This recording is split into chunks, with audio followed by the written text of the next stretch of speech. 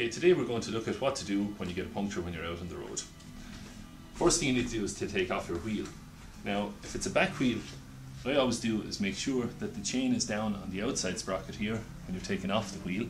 It'll make it a lot easier to get the wheel back on when you're finished changing your tube. The best thing to do when you do get a puncture is to change your tube, because it's a lot faster. You're not standing around getting cold and getting wet. Okay, so we'll just start by taking off the wheel. You release the quick release here on your brake. Just move that around 180 degrees and that spreads your brake apart. You've got your quick release lever. Just to pull it around, lift up the back of the bike and the wheel just drops out. So let your bike down when you're out on the road, leave it against a fence or a gate, whatever. Now, your tyre is flat, so just take off the dust cap. Then in your saddlebag, everyone should have a saddlebag that contains a set of tyre levers. These things here, they help you get the tyre off the rim. You should also have a spare tube and a puncture repair kit just in case you get more than one puncture.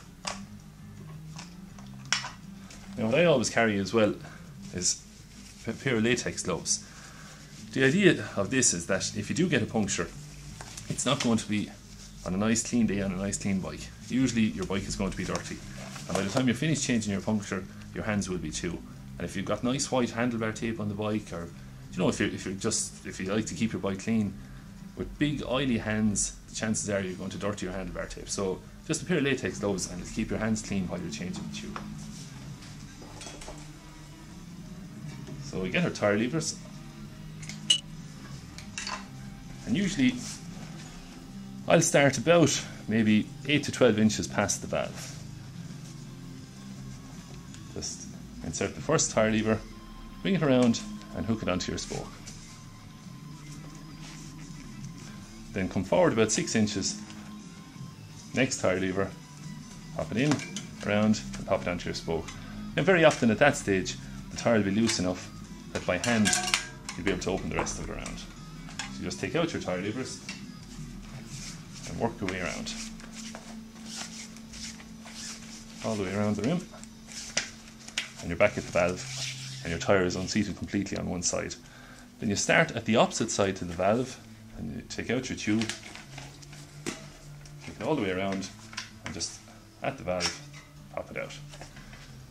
So you leave your tube to one side, and what's very important now is that you go around the tyre and you try and find what's after causing the puncture. Now very often it can be a piece of glass or a thorn.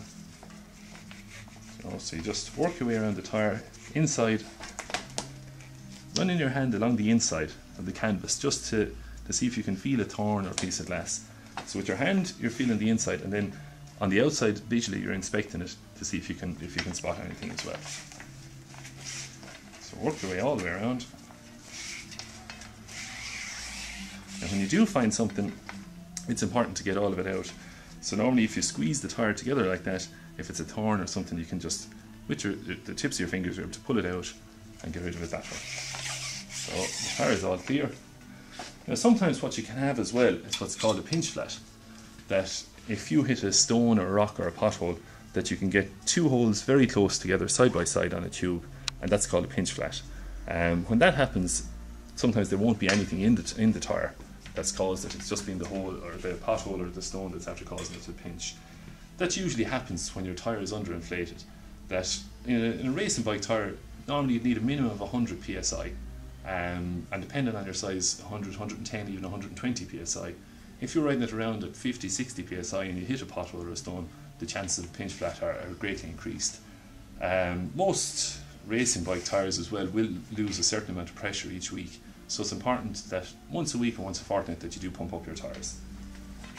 Now to put back in the new tube, open it out, you take off your dust cap, and you also open out the top of the valve. If you don't do that, you won't be able to get any air in. So just grab a pump.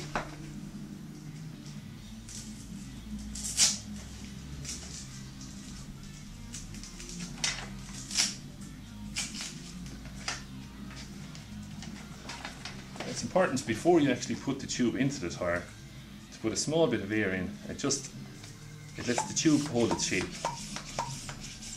and it makes it easier to seat it inside the tyre.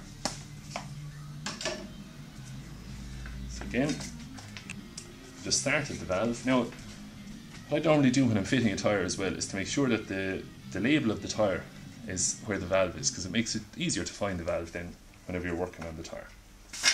Just pop it in and work it in all the way around until your tube is seated properly. Then just past the valve, a couple of inches past the valve, start reseating the outside of the tyre.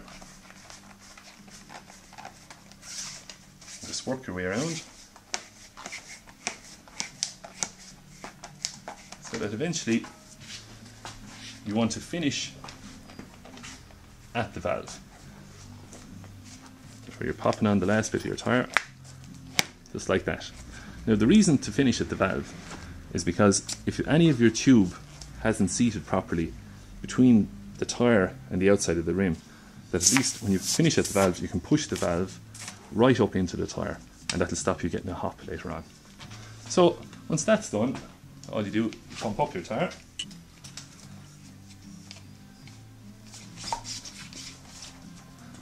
When you're pumping up the tyre as well, it's important when you're using your pump that the base of your hand holds the pump itself, but you wrap your thumb around the tyre.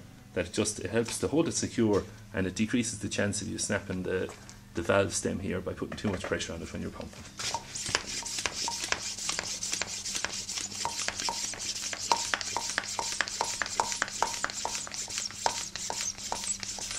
Now with a mini pump, you're never going to get it up to at full pressure, but you get it pretty close. So just keep pumping until it's good and hard. You can press it with your thumb. So ideally, you should be able to get it to a level that when you press it with your thumb, that there's no give at all. So when you get to that stage, just pop off your pump. Very important just to close up this valve again. Refit your dust cap, and that's it. You're good to go. So you just put the wheel back into the frame. You hang your chain on the outside sprocket, because that's where you've taken it off from. That's it. And with your skewer, when you're closing the skewer, you want to get to the halfway point. You want to feel a good bit of resistance there, so that when you lock it all the way around, your wheel is nice and secure. Don't forget to close the quick release on your brake, and you're good to go again.